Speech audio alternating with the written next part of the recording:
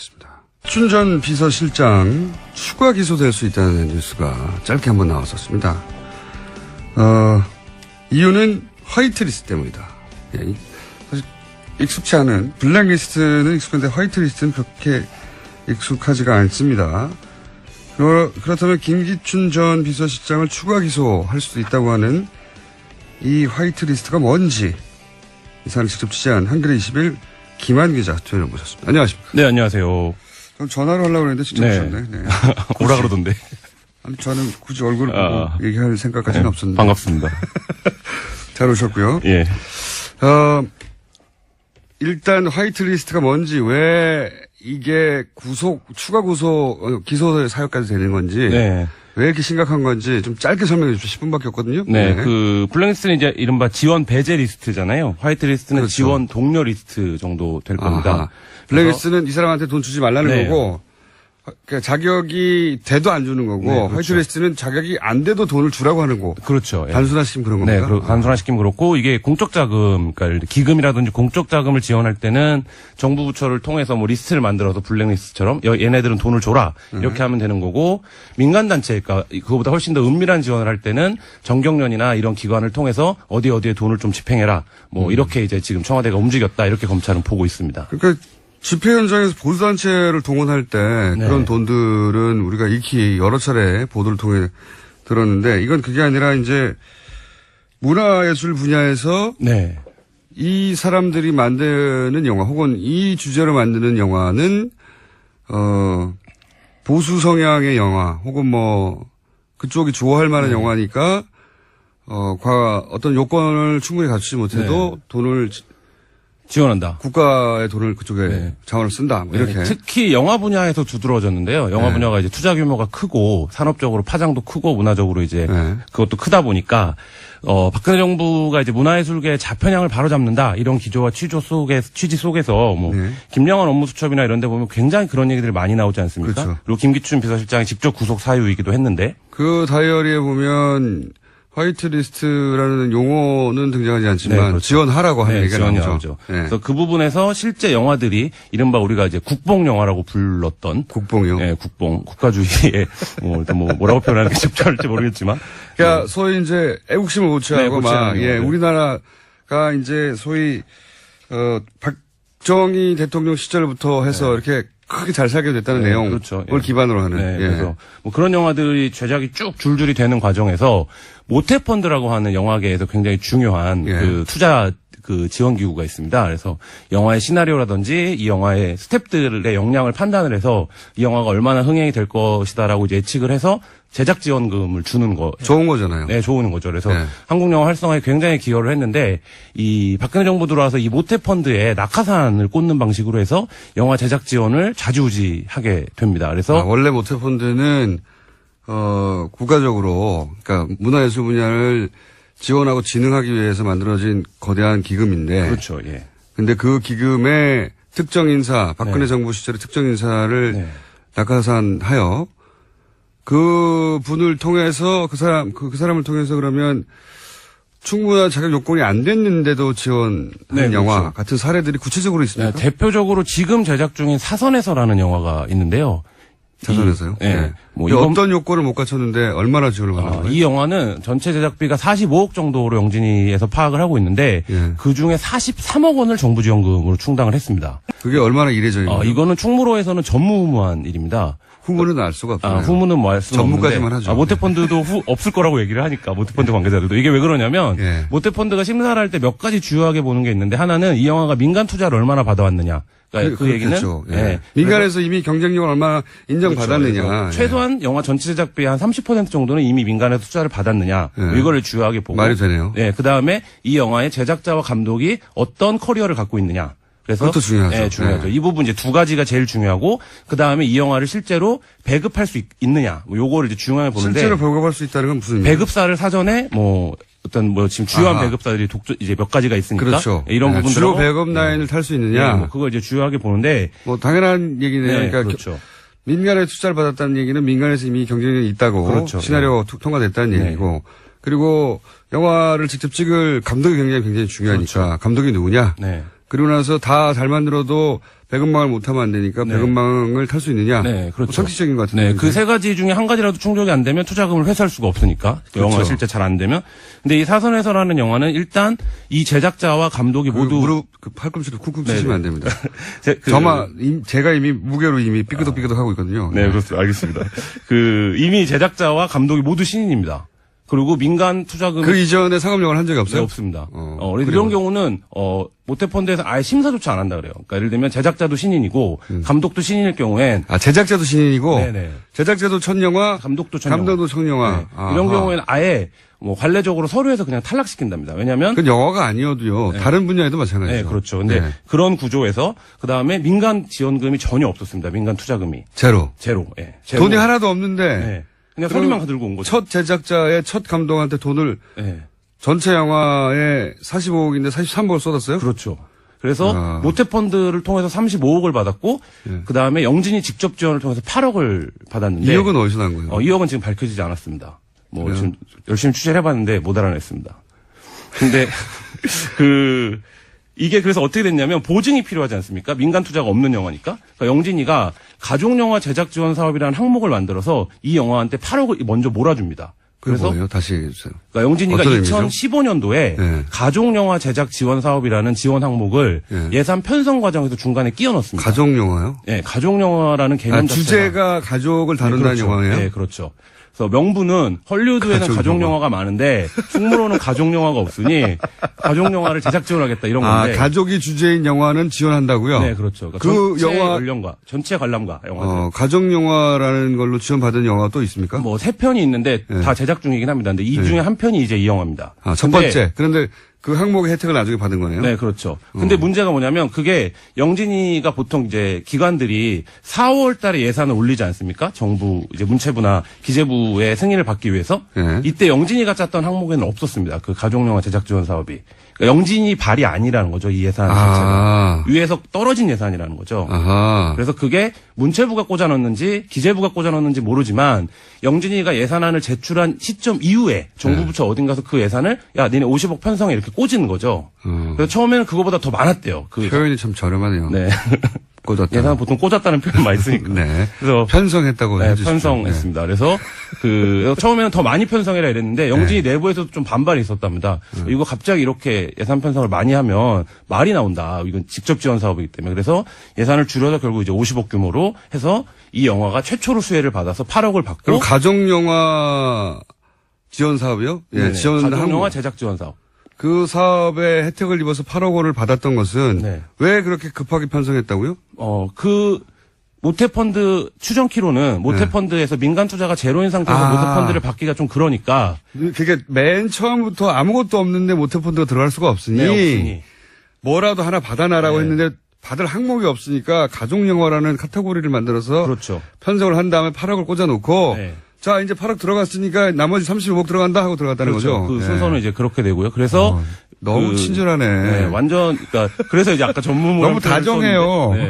그리고 이제 배급사도 그때 딱 잡고 그래서 그 시기가 딱 이루어지는데 이 사선회사라는 영화가 어떤 내용이냐? 일단 요거부터 감탄하고요. 이 국가가 한 영화에 대해서 이렇게까지 다정하게 굴면 마음이 따뜻해지고 그래야 되는데 왜 이렇게 취재를 하고 그랬어요. 그러니까요. 그래서 이 영화가 잘 되길 바랬었는데 실제로 영화가 지금 개봉도 못 하고 있는 상황입니다. 제작 중이고. 근데 이거는 이 정도 되면은 일반인들은 모르지만 영화 업계에서 난리가 나지 않았나요? 영화 업계에서는 도대체 이 영화가 뭐냐 이런 반응들이 있었고 근데 문제는 뭐냐면 그런 반응보다 이 영화가 그렇게 제작 지원을 받으면서 지원을 못 받게 되는 영화가 발생을 당연하죠. 하는 거죠. 그러니까 예산은 규모가 한정적이기 혹시 때문에. 이 영화가 도대체 뒷 배경이 어떻게 되길래 이런 지원을 받았는지를 물어보려는데 시간이 다 됐네. 그러면 3부에 5분만 추가로 나와주세요. 네, 알겠습니다.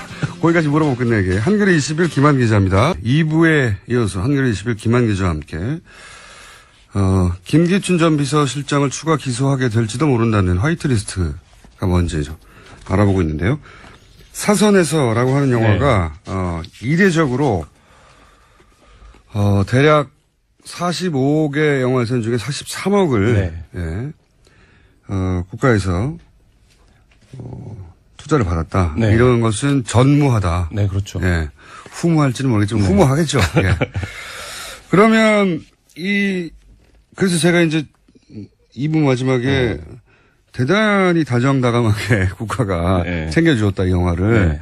그래서 김기춘 전 비서실장의 품성이 이렇게 다정했는가.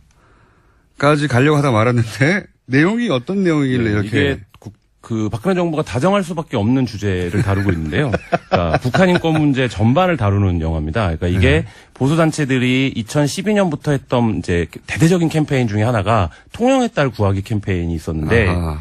이게 월북한 오길란 박사의 가족을 둘러싸고 그래서 북한이 이렇게 이제 우리나라 국민들을 감금하고 수용소에 가두고 뭐 이런 얘기들이 쭉 이제 펼쳐지는 한마디로 이제 네. 북한이 나쁜 나라고. 그렇죠. 북한의 실상을 불량 이제- 국가고 네. 그리고 북한을 적대시하는 건 당연하고 뭐 이런 내용인 거죠. 네, 한마디로. 그렇죠. 그리고 예. 그 캠페인을 주도했던 이가 이제 최홍재 씨인데 예. 최홍재 씨가 박근혜 정부에서 정무수석실 선임행정관을 지냈죠.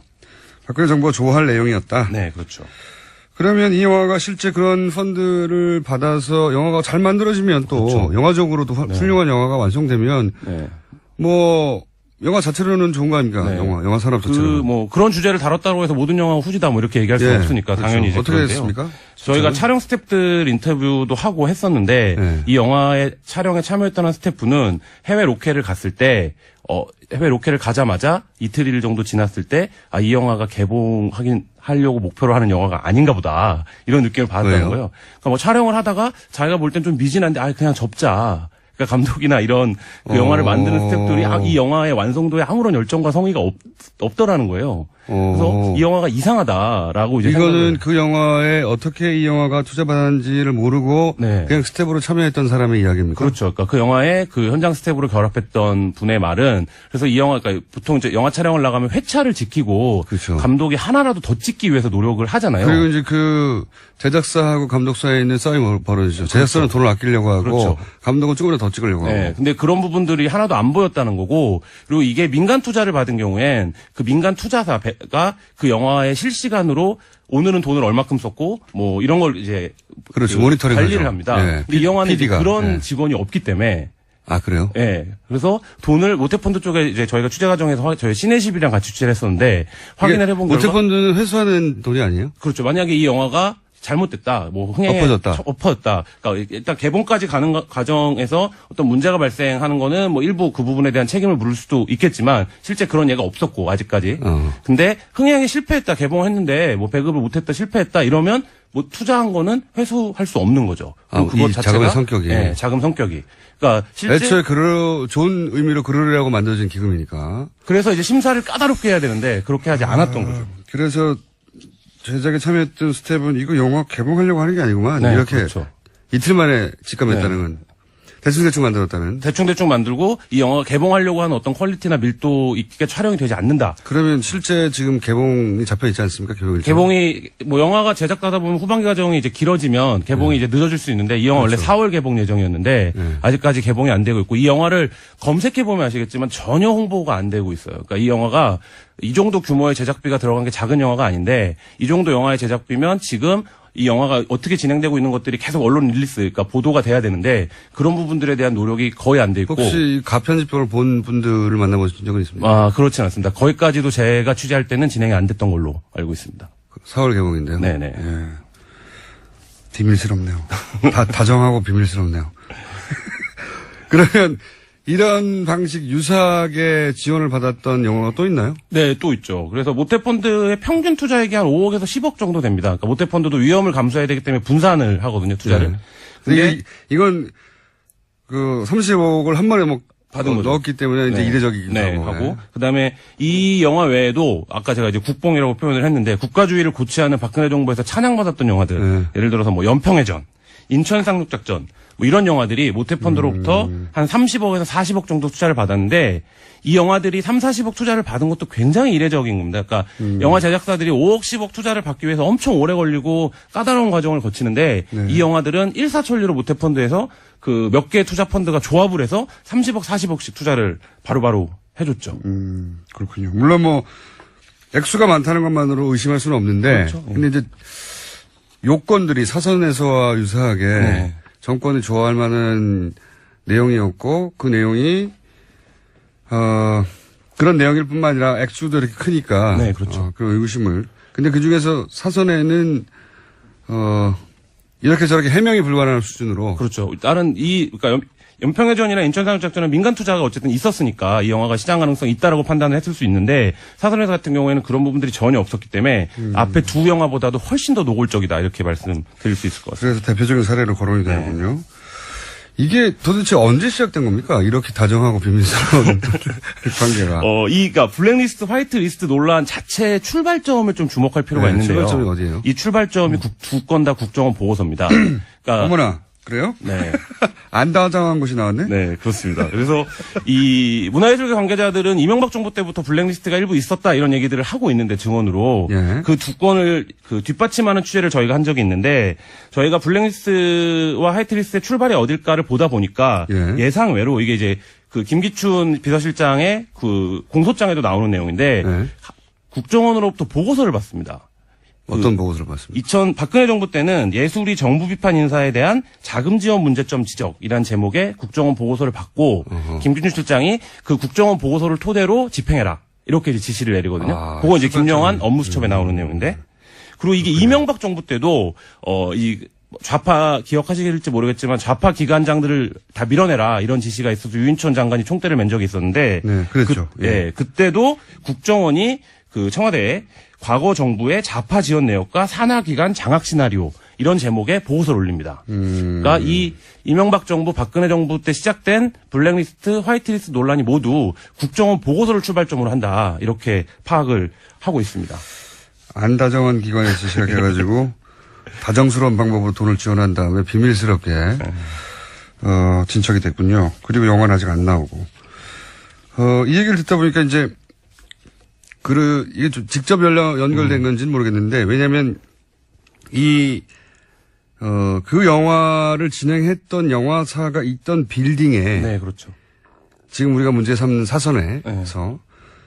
그 빌딩에 가짜뉴스하고 탄핵 반대하는 단체들이 잔뜩 들어가 있었다. 네. 이런 뉴스가 떨렁 있었지 않습니까? 떨어져가지고. 그렇죠. 네. 근데 지금 연결되고 있는 와중이잖아요. 그렇죠. 그러니까, 이런 영화가 국정원 보고서를 출발을 해가지고, 만들어진 어떤 방향성에 의해서 지원을 받았고, 그런데 그런 사선에서, 그러니까 명백하게 화이트리스트 지원을 받은 영화의 제작사였나요? 아니면? 제작사가 그 사무실로 쓰는 공간. 네, 제작사를 찾아가 봤더니 그 제작사의 같은 건물에 가짜뉴스뿐만 아니라 탄핵 당시 이제 터키 집회를 참여하거나 주관했던 단체들이 잔뜩 그 빌딩에 같이 있었다는 거 아닙니까? 네, 그렇죠. 굉장히 재미난 일인데요. 아주 재미있는 일인 거죠, 이게. 그러니까 강남 논현동에 있는 한 빌딩인데, 소호 빌딩인데, 이 건물 지하에 그 태극기 집회에서 가짜뉴스를 뿌렸던 노커딜베라는 언론사, 그리고 그때 보수단체들이 50개 이상 모여서, 그리고 국정원장이었던 남재준 그 전 원장이 창립 발기인을 했던 창기국. 네, 그 창기국은 아니고요. 그 보수단체 연합체, 자유주의 수호 시민연대라고 하는 뭐 이 단체. 그러니까 이게 창기국은 탄핵을 단일 이슈로 모여있는 우파단체 연합체고 자유주의 수호 시민연대는 우리가 우파를 살려야 된다. 대한민국의 위기를 이렇게 해서 이 단체가 결국 이 단체에 물론 다 뭐 거의 겹쳐있죠. 예. 뭉쳐있지만. 네, 그런 단체의 사무국이 거기 있고 이 영화사 화이트리스트 영화사의 사무실이 있는데 이 세 단체가 같은 공간을 상관관계가 있는 것인가. 같은 공간을 쓸 확률이 얼마나 되는 것인가. 뭐 이런 부분들을 합리적으로 좀 의심해 볼 수 있죠. 가짜 뉴스 탄핵 반대 단체 그리고 이 화이트리스트 영화사. 네. 뭐 서로 친소관계 아니면 누군가 기획 이거밖에 없을 텐데 같은 공간을 쓰는 이유는 대단히 이상한 일이죠. 네, 이상한 일이죠. 그리고 그 맨 밑에 공통점은 국정원으로 묶일 수도 있는. 왜냐하면 국정원의 오비가 그 단체장이라는 거 아닙니까? 그렇죠. 그렇고 그 탄핵 반대 뉴스가 이렇게 그 가짜 뉴스를 만드는 그 사이트가 굉장히 특정한 시점에 오픈을 하고 특정한 시점에 그거를 만들어냅니다. 그러니까 굉장히 기획적으로 움직였다라고 판단할 수 있는데 그런 시점들이 이제 본인들은 자발적인 것이었다 이렇게 얘기를 하는데 그러니까 예를 들면 그 언제 처음 사이트를 오픈하냐면 TV조선 최순실 게이트 관련한 취재를 들어갔을 무렵에 승인 신청을 하고요. 그다음에 박근혜 대통령이 JTBC 태블릿 PC가 보도된 날 있지 않습니까? 그날 이제 대국민 사과를 했는데 그날부터 기사를 발행하기 시작하거든요. 딱딱 그 시점들에 맞춰서 뭐 그런 부분들이 굉장히 여러 가지로 이상하다 이렇게 생각이 듭니다. 가다 보면 특수활동비도 연결돼서 나오지 않을까 싶기도 한데 거기까지 아직 취재가 안 됐죠. 네, 아직 뭐 취재 중에 있습니다. 근데 취재를 하고 있는 거죠. 네, 알아보고 있습니다. 네. 한겨레 시비를 보시면 네, 나중에 아실 수 있지 않을까 싶습니다. 취재가 잘 됩니다. 그때 취재가 되면 지면에 나가기 전에 저희 방송에서 먼저 얘기해 주세요. 알겠습니다. 지금까지 김한 기자였습니다. 한겨레 시비. 감사합니다. 네, 감사합니다. 이런 방식 유사하게 지원을 받았던 영화가 또 있나요? 네, 또 있죠. 그래서 모태펀드의 평균 투자액이 한 5억에서 10억 정도 됩니다. 그러니까 모태펀드도 위험을 감수해야 되기 때문에 분산을 하거든요, 투자를. 네. 근데 이건 그 30억을 한 번에 받은 거죠. 넣었기 때문에 이제 네. 이례적이기도 네, 하고. 하고 그다음에 이 영화 외에도 아까 제가 이제 국뽕이라고 표현을 했는데 국가주의를 고취하는 박근혜 정부에서 찬양받았던 영화들. 네. 예를 들어서 뭐 연평해전, 인천 상륙작전 뭐 이런 영화들이 모태펀드로부터 한 30억에서 40억 정도 투자를 받았는데 이 영화들이 3, 40억 투자를 받은 것도 굉장히 이례적인 겁니다. 그러니까 영화 제작사들이 5억, 10억 투자를 받기 위해서 엄청 오래 걸리고 까다로운 과정을 거치는데 네. 이 영화들은 일사천리로 모태펀드에서 그 몇 개의 투자 펀드가 조합을 해서 30억, 40억씩 투자를 바로바로 해줬죠. 그렇군요. 물론 뭐 액수가 많다는 것만으로 의심할 수는 없는데 그렇죠. 예. 근데 이제 요건들이 사선에서와 유사하게 네. 정권이 좋아할 만한 내용이었고 그 내용이 그런 내용일 뿐만 아니라 액수도 이렇게 크니까 네, 그렇죠. 그 의구심을 근데 그 중에서 사선에는 이렇게 저렇게 해명이 불가능한 수준으로 그렇죠. 다른 그러니까 연평해전이나 인천상륙작전은 민간 투자가 어쨌든 있었으니까 이 영화가 시장 가능성이 있다라고 판단을 했을 수 있는데 사선회사 같은 경우에는 그런 부분들이 전혀 없었기 때문에 앞에 두 영화보다도 훨씬 더 노골적이다 이렇게 말씀드릴 수 있을 것 같습니다. 그래서 대표적인 사례로 거론이 되는군요. 이게 도대체 언제 시작된 겁니까? 이렇게 다정하고 비밀스러운 관계가. 그러니까 블랙리스트, 화이트리스트 논란 자체의 출발점을 좀 주목할 필요가 네, 있는데요. 출발점이 어디예요? 이 출발점이 두 건 다 국정원 보고서입니다. 그러니까 어머나, 그래요? 네. 안 다정한 곳이 나왔네? 네, 그렇습니다. 그래서 이 문화예술계 관계자들은 이명박 정부 때부터 블랙리스트가 일부 있었다 이런 얘기들을 하고 있는데 증언으로 예. 그 두 건을 뒷받침하는 취재를 저희가 한 적이 있는데 저희가 블랙리스트와 화이트리스트의 출발이 어딜까를 보다 보니까 예. 상 외로 이게 이제 그 김기춘 비서실장의 그 공소장에도 나오는 내용인데 예. 국정원으로부터 보고서를 받습니다. 어떤 보고서를 봤습니까? 박근혜 정부 때는 예술이 정부 비판 인사에 대한 자금 지원 문제점 지적이라는 제목의 국정원 보고서를 받고 김기춘 실장이 그 국정원 보고서를 토대로 집행해라 이렇게 이제 지시를 내리거든요. 그거 이제 김영환 업무수첩에 나오는 내용인데 그리고 이게 이명박 정부 때도 이 좌파 기억하실지 모르겠지만 좌파 기관장들을 다 밀어내라 이런 지시가 있어서 유인천 장관이 총대를 맨 적이 있었는데 네, 그랬죠. 그때도 국정원이 그 청와대에 과거 정부의 좌파 지원 내역과 산하기관 장악 시나리오 이런 제목의 보고서를 올립니다. 그러니까 이 이명박 정부, 박근혜 정부 때 시작된 블랙리스트, 화이트리스트 논란이 모두 국정원 보고서를 출발점으로 한다 이렇게 파악을 하고 있습니다. 안 다정한 기관에서 시작해가지고 다정스러운 방법으로 돈을 지원한 다음에 비밀스럽게 진척이 됐군요. 그리고 영화는 아직 안 나오고 이 얘기를 듣다 보니까 이제 이게 좀 직접 연결된 건지는 모르겠는데, 왜냐면, 그 영화를 진행했던 영화사가 있던 빌딩에. 네, 그렇죠. 지금 우리가 문제 삼는 사선에서. 그 빌딩에 가짜뉴스하고 탄핵 반대하는 단층목의 혜택을 나중에 받은 거네요. 네, 그렇죠. 근데 문제가 뭐냐면 그게 영진이가 보통 이제 기관들이 4월 달에 예산을 올리지 않습니까? 정부 이제 문체부나 기재부의 승인을 받기 위해서. 네. 이때 영진이가 짰던 항목에는 없었습니다. 그 가족영화 제작 지원 사업이. 그러니까 영진이 발이 아니라는 거죠. 이 예산 자체가. 위에서 떨어진 예산이라는 거죠. 아하. 그래서 그게 문체부가 꽂아넣는지 기재부가 꽂아넣는지 모르지만 영진이가 예산안을 제출한 시점 이후에 정부 부처 어딘가서 그 예산을 야 니네 50억 편성해 이렇게 꽂은 거죠. 그래서 처음에는 그거보다 더 많았대요. 표현이 참 저렴하네요. 네. 꽂았다. 예산을 보통 꽂았다는 표현 많이 쓰니까. 네. 그래서 편성했다고 네, 해주십시오. 편성했습니다. 그래서 처음에는 더 많이 편성해라 이랬는데 영진이 내부에서도 좀 반발이 있었답니다. 이거 갑자기 이렇게 예산 편성을 많이 하면 말이 나온다. 이건 직접 지원 사업이기 때문에. 그래서 예산을 줄여서 결국 이제 50억 규모로 해서 이 영화가 최초로 수혜를 받아서 8억을 받고. 그리고 가족 영화 지원 사업이요? 예, 지원 가족 영화 제작 지원 사업. 그 사업에 혜택을 입어서 8억 원을 받았던 것은 네. 왜 그렇게 급하게 편성했다고요? 모태펀드 추정키로는 모태펀드에서 민간 투자가 제로인 상태에서 모태펀드를 받기가 좀 그러니까. 그게 맨 처음부터 아무것도 없는데 모태펀드가 들어갈 수가 없으니. 네, 없으니. 뭐라도 하나 받아놔라고 했는데 받을 항목이 없으니까 가족영화라는 카테고리를 만들어서. 그렇죠. 편성을 한 다음에 8억을 꽂아놓고. 네. 자, 이제 8억 들어갔으니까 나머지 35억 들어간다 하고 들어갔다는 그렇죠. 거죠. 그 네. 순서는 이제 그렇게 되고요. 그래서 너무 친절하네. 네, 완전 그러니까 그래서 이제 아까 전문으로 너무 다정해요. 네. 그리고 이제 배급사도 그때 딱 잡고 그래서 그 시기가 딱 이루어지는데 네. 이 사선회사라는 영화가 어떤 내용이냐? 일단 요거부터 감탄하고요. 이 국가가 한 영화에 대해서 이렇게까지 다정하게 굴면 마음이 따뜻해지고 그래야 되는데 왜 이렇게 취재를 하고 그랬어요. 그러니까요. 그래서 이 영화가 잘 되길 바랬었는데 이 실제로 영화가 지금 뭐 개봉도 못 하고 있는 상황입니다. 제작 중이고. 네. 근데 이거는 이 정도 되면은 일반인들은 모르지만 영화업계에서 난리가 나지 않았나요? 영화업계에서는 도대체 이 영화가 뭐냐 이런 반응들이 있었고 근데 문제는 뭐냐면 그런 반응보다 이 영화가 그렇게 제작 지원을 받으면서 지원을 못 받게 되는 영화가 발생을 당연하죠. 하는 거죠. 예, 그러니까 예산은 규모가 한정적이기 혹시 때문에. 이 영화가 도대체 뒷 배경이 어떻게 되길래 이런 지원을 받았는지를 물어보려는데 시간이 다 됐네. 그러면 3부에 5분만 추가로 나와주세요. 네, 알겠습니다. 거기까지 물어보고 끝내게. 한겨레 20일 김한 기자입니다. 2부에 이어서 한겨레 20일 김한 기자와 함께 김기춘 전 비서실장을 추가 기소하게 될지도 모른다는 화이트리스트가 뭔지 좀 알아보고 있는데요. 사선에서라고 하는 영화가 이례적으로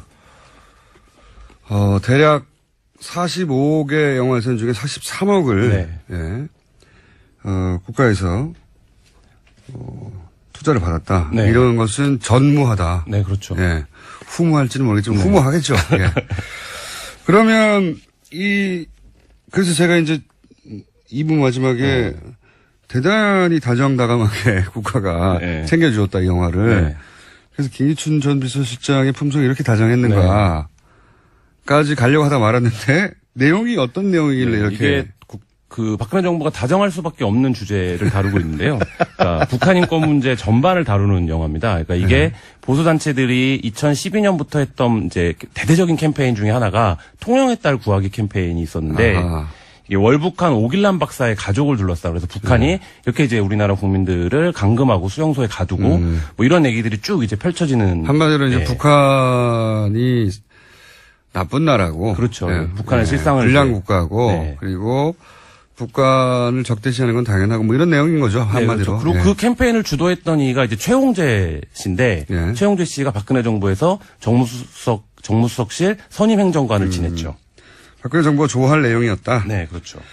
그러면 이 영화가 실제 그런 펀드를 받아서 영화가 잘 만들어지면 또 그렇죠. 영화적으로도 훌륭한 영화가 완성되면 뭐 영화 자체로는 좋은 거 아닙니까? 영화 산업 자체로. 그런 주제를 다뤘다고 해서 모든 영화가 후지다 뭐 이렇게 얘기할 수는 없으니까 그렇죠. 당연히 이제 어떻게 됐습니까? 저희가 촬영 스태프들 인터뷰도 하고 했었는데 이 영화의 촬영에 참여했던 한 스태프는 해외 로케를 갔을 때 해외 로케를 가자마자 이틀 정도 지났을 때 이 영화가 하려고 목표로 하는 영화가 아닌가 보다 이런 느낌을 받았다는 거예요. 그러니까 뭐 촬영을 하다가 자기가 볼 땐 좀 미진한데 그냥 접자. 그러니까 감독이나 이런 그 영화를 만드는 스태프들이 이 영화의 완성도에 아무런 열정과 성의가 없더라는 거예요. 그래서 이 영화가 이상하다라고 이제 이거는 그 영화에 어떻게 이 영화가 투자받았는지를 모르고 그냥 스텝으로 참여했던 사람의 이야기입니까? 그렇죠. 그러니까 그 영화에 그 현장 스텝으로 결합했던 분의 말은 그래서 이 영화 그러니까 보통 이제 영화 촬영을 나가면 회차를 지키고 감독이 하나라도 더 찍기 위해서 노력을 하잖아요. 그리고 이제 그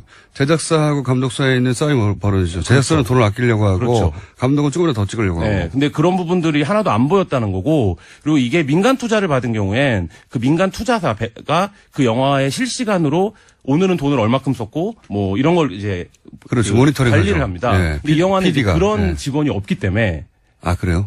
그래서 돈을 모태펀드 쪽에 이제 저희가 취재 과정에서 저희 시내십이랑 같이 취재를 했었는데 확인을 해본 결과 모태펀드는 회수하는 돈이 아니에요? 그렇죠. 만약에 이 영화가 잘못됐다, 뭐 흥행에 엎어졌다. 그러니까 일단 개봉까지 가는 과정에서 어떤 문제가 발생하는 거는 뭐 일부 그 부분에 대한 책임을 물을 수도 있겠지만 실제 그런 예가 없었고 아직까지.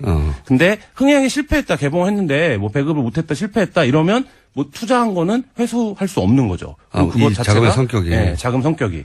그러니까 실제 애초에 좋은 의미로 그러려고 만들어진 기금이니까. 그래서 이제 심사를 까다롭게 해야 되는데 그렇게 하지 않았던 거죠. 그래서 제작에 참여했던 스텝은 이거 영화 개봉하려고 하는 게 아니구만. 네, 이렇게 그렇죠.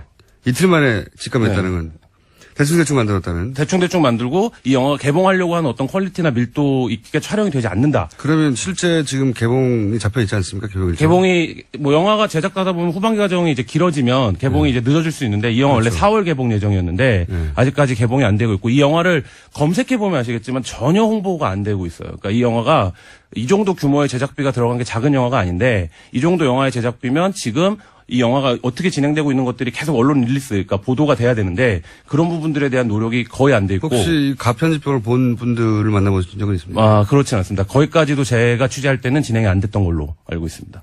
4월 개봉인데요. 네네. 예. 비밀스럽네요. 다정하고 비밀스럽네요. 그러면 기금의 특정 인사, 박근혜 정부 시절의 특정 인사를 낙하산하여 그 분을 통해서 그 사람을 통해서 그러면 충분한 자격 요건이 안 됐는데도 지원한 영화 그렇죠. 같은 사례들이 구체적으로 있습니까? 대표적으로 지금 제작 중인 사선에서라는 영화가 있는데요. 사선에서요? 네. 뭐 어떤 요건을 못 갖췄는데 얼마나 지원을 받는 거예요? 이 영화는 전체 제작비가 45억 정도로 영진이에서 파악을 하고 있는데 그 중에 43억 원을 정부 지원금으로 충당을 했습니다. 그게 얼마나 이례적인가요? 이거는 충무로에서는 전무후무한 일입니다. 후문은 알 수가 없어요. 후문은 뭐 알 수가 없는데. 전무까지만 하죠. 모태펀드도 없을 거라고 얘기를 하니까 모태펀드 관계자들도 이게 왜 그러냐면 모태펀드가 심사를 할 때 몇 가지 주요하게 보는 게 있는데 하나는 이 영화가 민간 투자를 얼마나 받아왔느냐. 그러니까 그 얘기는 민간에서 이미 경쟁력을 얼마나 인정받았느냐. 그렇죠. 최소한 영화 전체 제작비의 한 30% 정도는 이미 민간에서 투자를 받았느냐. 이거를 주요하게 보고. 말이 되네요. 그다음에 이 영화의 제작자와 감독이 어떤 커리어를 갖고 있느냐. 그래서 그것도 중요하죠. 네, 중요하죠. 이 부분 이제 두 가지가 제일 중요하고 그다음에 이 영화를 실제로 배급할 수 있느냐. 뭐 요거를 이제 중요하게 보는데 실제로 배급할 수 있다는 건 무슨 의미예요? 배급사를 사전에 지금 주요한 배급사들이 이제 몇 가지가 있으니까 그렇죠. 이런 부분들 주요 배급 라인을 탈 수 있느냐. 뭐 그거 이제 주요하게 보는데 뭐 당연한 얘기네요. 그러니까 그렇죠. 민간에 투자를 받았다는 얘기는 민간에서 이미 경쟁력이 있다고 그렇죠. 시나리오 통과됐다는 얘기고 그리고 영화를 직접 찍을 감독의 굉장히 중요하니까 그렇죠. 감독이 누구냐. 그리고 나서 다 잘 만들어도 배급망을 못하면 안 되니까 배급망을 탈 수 있느냐. 그렇죠. 상식적인 것 같은데. 그 세 가지 중에 한 가지라도 충족이 안 되면 투자금을 회수할 수가 없으니까. 그렇죠. 영화가 실제 잘 안 되면. 근데 이 사선에서라는 영화는 일단 이 제작자와 감독이 모두 무릎 팔꿈치로 쿵쿵 치시면 안 됩니다. 제가 이미 무게로 삐끗삐끗 하고 있거든요. 네, 그렇습니다. 알겠습니다. 이미 제작자와 감독이 모두 신인입니다. 그리고 민간 투자금 그 이전에 상업 영화를 한 적이 없어요? 네, 없습니다. 이런 경우는 모태펀드에서 아예 심사조차 안 한다 그래요. 그러니까 예를 들면 제작자도 신인이고 감독도 신인일 경우엔 제작자도 신인이고 제작자도 첫 영화, 감독도 첫 영화. 이런 경우에는 아예 뭐 관례적으로 서류에서 그냥 탈락시킨답니다. 왜냐하면 그 영화가 아니어도요. 다른 분야에도 마찬가지죠. 네, 그렇죠. 근데 그런 구조에서 그 다음에 민간 지원금이 전혀 없었습니다. 민간 투자금이 제로. 돈이 하나도 없는데. 그냥 서류만 들고 온 거죠. 첫 제작자의 첫 감독한테 돈을 전체 영화에 45억인데 43억을 쏟았어요? 그렇죠. 그래서 모태펀드를 통해서 35억을 받았고 그다음에 영진이 직접 지원을 통해서 8억을 받았는데 2억은 어디서 난 거예요? 2억은 지금 밝혀지지 않았습니다. 지금 열심히 취재를 해봤는데 못 알아냈습니다. 근데 이게 그래서 어떻게 됐냐면 보증이 필요하지 않습니까? 민간 투자가 없는 영화니까. 그러니까 영진이가 가족영화 제작 지원 사업이라는 항목을 만들어서 이 영화한테 8억을 먼저 몰아줍니다. 그래서 뭐예요? 다시 얘기해주세요. 그러니까 영진이가 2015년도에 가족영화 제작 지원 사업이라는 지원 항목을 예산 편성 과정에서 중간에 끼워 넣습니다. 가족영화요? 네, 가족영화라는 개념 자체가. 주제가 가족을 다룬다는 그렇죠. 영화예요? 네, 그렇죠. 그래서 명분은 헐리우드에는 가족영화가 많은데 충무로는 가족영화가 없으니 가족영화를 제작 지원하겠다 이런 건데. 가족이 주제인 영화는 지원한다고요? 네, 그렇죠. 그러니까 전체 관람가 영화들. 가족영화라는 걸로 지원받은 영화 또 있습니까? 3편이 있는데 다 제작 중이긴 합니다. 근데 이 중에 한 편이 이제 이 영화입니다. 첫 번째. 그런데 있습니다. 춘전 비서실장 추가 기소될 수 있다는 뉴스가 짧게 한번 나왔었습니다. 이유는 화이트리스트 때문이다. 사실 익숙치 않은 블랙리스트는 익숙한데 화이트리스트는 그렇게 익숙하지가 않습니다. 그렇다면 김기춘 전 비서실장을 추가 기소할 수도 있다고 하는 이 화이트리스트가 뭔지 이 사안을 직접 취재한 한겨레 20일 김한 기자 투연해 보셨습니다. 안녕하십니까? 네, 안녕하세요. 전 전화로 하려고 했는데 직접 네. 오셨네. 네. 오라 그러던데. 아니, 저는 굳이 얼굴 보고 얘기할 생각까지는 네, 없었는데. 반갑습니다. 잘 오셨고요. 예.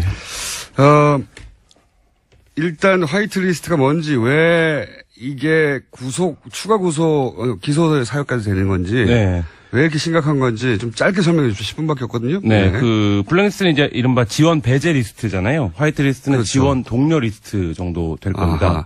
블랙리스트는 이 사람한테 돈 주지 말라는 네. 거고, 그러니까 자격이 돼도 안 주는 거고, 네, 그렇죠. 화이트리스트는 자격이 안 돼도 돈을 주라고 하는 거. 그렇죠. 예. 단순화시키면 그런 네, 겁니다. 단순화시키면 그렇고 이게 공적 자금, 그러니까 기금이라든지 공적 자금을 지원할 때는 정부 부처를 통해서 뭐 리스트를 만들어서 블랙리스트처럼 얘네들은 돈을 줘라 이렇게 하면 되는 거고 민간 단체, 그러니까 그거보다 훨씬 더 은밀한 지원을 할 때는 정경련이나 이런 기관을 통해서 어디에 돈을 좀 집행해라. 뭐 이렇게 이제 지금 청와대가 움직였다 이렇게 검찰은 보고 있습니다. 그러니까 집회 현장에서 보수단체를 동원할 때 네. 그런 돈들은 우리가 익히 여러 차례 보도를 통해 들었는데 이건 그게 아니라 이제 문화예술 분야에서 네.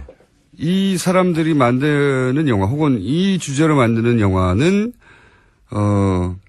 보수 성향의 영화 혹은 뭐 그쪽이 좋아할 만한 영화니까 어떤 요건을 충분히 갖추지 못해도 돈을 지원한다. 국가의 돈을 그쪽에 네. 자원을 쓴다. 뭐 이렇게. 네, 특히 영화 분야에서 두드러졌는데요. 영화 분야가 이제 투자 규모가 크고 산업적으로 파장도 크고 문화적으로 이제 그것도 크다 보니까 박근혜 정부가 이제 문화예술계의 자편향을 바로잡는다 이런 기조와 취지 속에서 뭐 김영환 업무수첩이나 이런 데 보면 굉장히 그런 얘기들이 많이 나오지 않습니까? 그렇죠. 그리고 김기춘 비서실장이 직접 구속 사유이기도 했는데 그 다이어리에 보면 화이트리스트라는 용어는 등장하지 않지만 네, 그렇죠. 지원하라고 하는 얘기가 지원이 나오죠. 나오죠. 그래서 그 부분에서 실제 영화들이 이른바 우리가 이제 국뽕 영화라고 불렀던 국뽕이요. 네, 국뽕 국가주의의 일단 뭐라고 표현하는 게 적절할지 모르겠지만 그러니까 소위 이제 애국심을 고취하고 네, 막 고취하는 거. 우리나라가 이제 소위 박정희 대통령 시절부터 해서 이렇게 크게 잘 살게 됐다는 네, 내용을 그렇죠. 기반으로 하는. 네, 그래서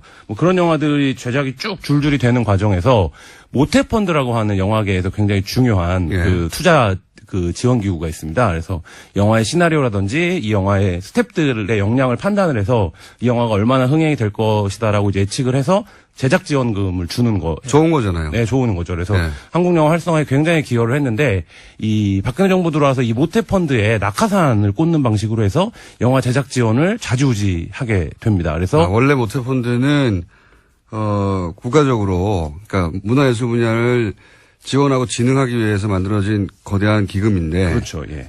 근데 그